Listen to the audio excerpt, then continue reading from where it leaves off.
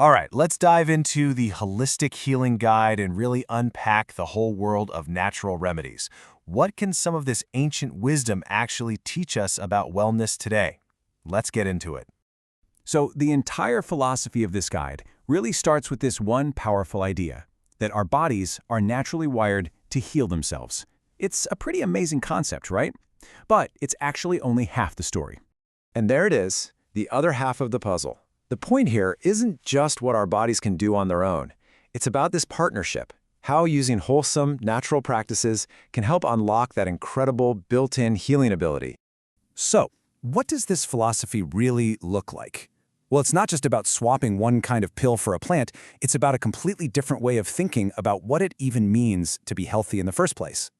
You see, according to the source, natural healing is all about getting to the root cause of an issue. Instead of just putting a Band-Aid on a symptom, the real goal is to create harmony.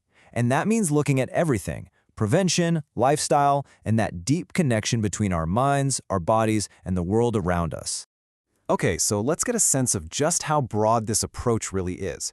You should think of it less like a single magic bullet and more like a comprehensive toolkit with all kinds of different tools for different parts of our health.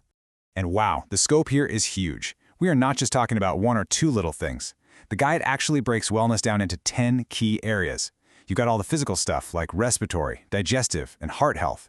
But then it also covers immune support, skin, pain, and inflammation. And it goes even deeper into mental well-being, sleep, and relaxation. It's a truly holistic map of the human body.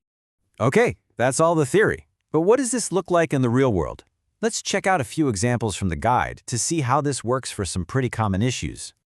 Let's start with one you probably know: ginger. If you're feeling nauseous or bloated, the guide points to its anti-inflammatory properties. It has these active compounds that basically help soothe your digestive tract and get everything moving along smoothly again. Next up, let's talk about aloe vera for the skin. It does way more than just feel good on a sunburn. The guide explains that its compounds actually encourage your body to produce more collagen, so it's essentially helping your skin rebuild and heal itself faster, but from the inside out. And for our last example, let's touch on mental health. So many people use lavender to relax, but there's some real science to it. Its main compound actually enhances the activity of something in your brain called GABA receptors. Just think of those receptors as the brakes for your nervous system. So by making those brakes more effective, lavender helps quiet all that mental noise and brings on a real sense of calm. Okay, we've seen the philosophy, we've seen some examples, but now we're getting to what the source material says is the single most critical point in this whole conversation.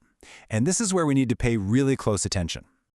This is it. This is the question that's always hanging in the air whenever you talk about natural wellness.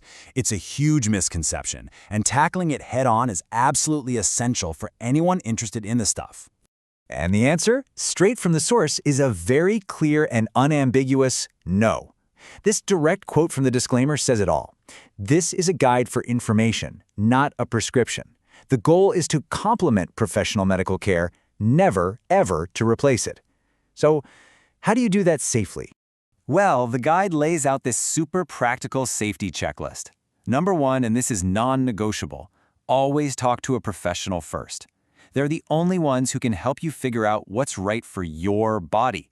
Second, you have to disclose everything. Any conditions you have, if you're pregnant, what other medications you're on, because natural doesn't always mean harmless. Interactions can be powerful. And finally, just remember that everybody is different. Your response will be unique. Safety isn't an afterthought here. It's step 1. And that really brings us to the big takeaway. The real conversation isn't about choosing sides, ancient versus modern. It's about finding a smart, safe balance.